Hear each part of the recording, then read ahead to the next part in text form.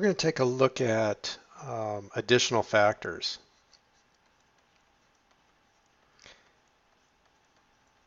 And what additional factors are, they're user-defined values that we store along with the OE downtime information. So if we have the OE downtime module here,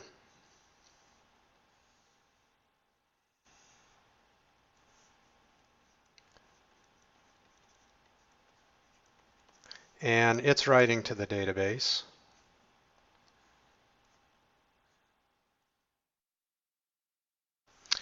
and we have stuff like it's monitoring production counts,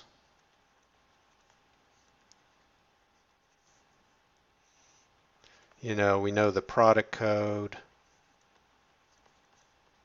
we know the shift, we know downtime. We're monitoring the downtime reasons, and just all kinds of information. And we're writing that to the database, and then we can read it out and display it to the client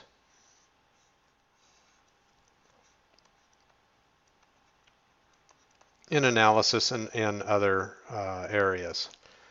But this information may be not everything that you want to track. What if we wanted to track by, in our example, we had cardboard vendor.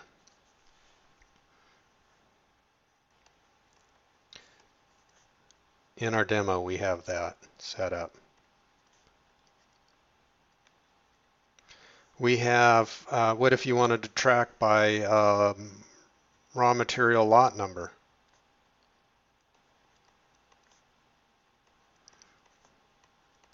Or you wanted to track by maintenance crew?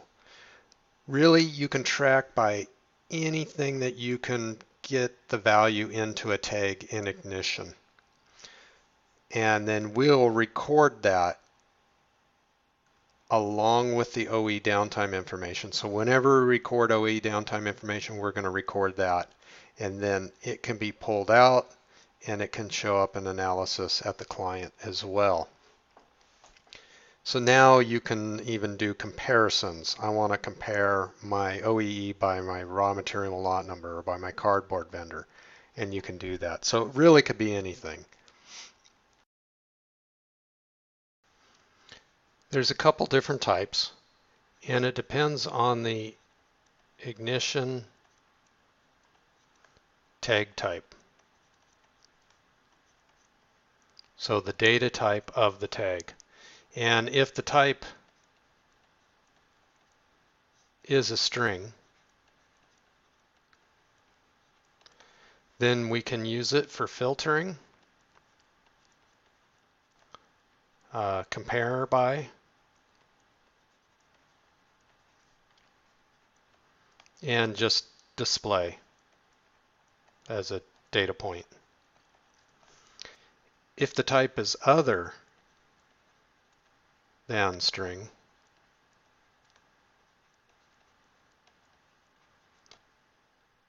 you cannot filter or compare by, you can only display.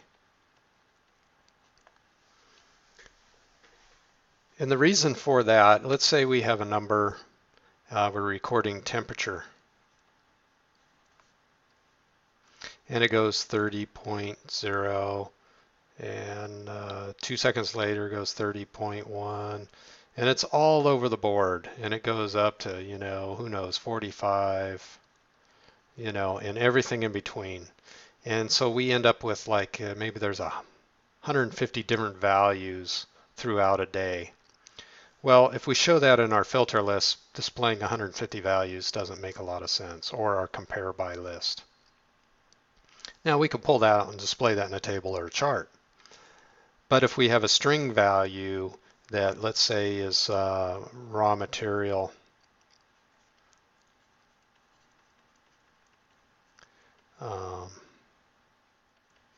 lot number,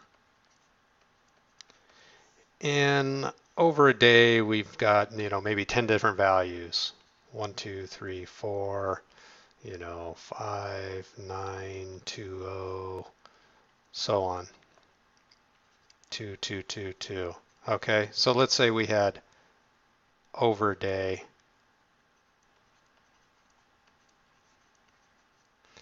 10 different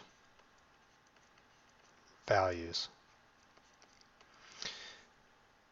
Now that, even though this is numeric, we could take this value and put it into a string tag, and then we'll be able to filter by raw material lot number 5920 and get out the OE downtime information for just that lot number.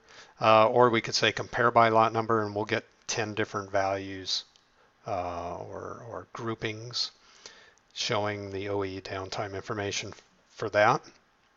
And that's manageable in a selection list. So that's why we have the two different types. And if you do have a number, even though you have a limited number of them, you can always store it in a string tag and get around and be able to filter and compare by. The other interesting thing is if it's a string tag, and because we're going to filter and compare by, we have to break that data up. So anytime that string tag changes, we're going to record the OE downtime information. So if it's changing frequently, you're going to end up with a lot more usage in your database. It's going to take up a lot more space, and you probably do not want that. If it's not changing very frequently, then that works fine, and we get very accurate data when that changed. And we don't want temperature to constantly trigger and cause storage in the database, and that's why we treat, another reason why we treat it separately. Now to configure an additional factor, we go into our production model, and on the line we can define an additional factor. So we have to provide a tag to read. So I'm going to go down into tags, MES, packaging, north line, PLC. Okay, so I'm first going to add a tag, a memory tag, and we'll call it raw material lot number. And by default it's an integer. I'm going to go ahead and change that to a string, but that's where you're setting up the data type and the two different types of additional factors based on the data type. And I'm going to blank out the value, so we just have a blank string. So there we have the raw material data type, and we see that it's a string. Then I'm going to go up to the north line, right click on the additional factors. We'll call it raw material lot number. And this is the text that shows up in the analysis, and it will show up in the filter list or the compare by.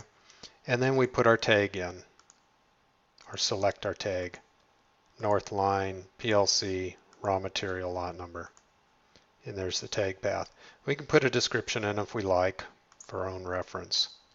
And that's really all there is to it. So now any production run for the north line, when it saves the OE downtime information or this lot number changes, it's going to record the production information to the database.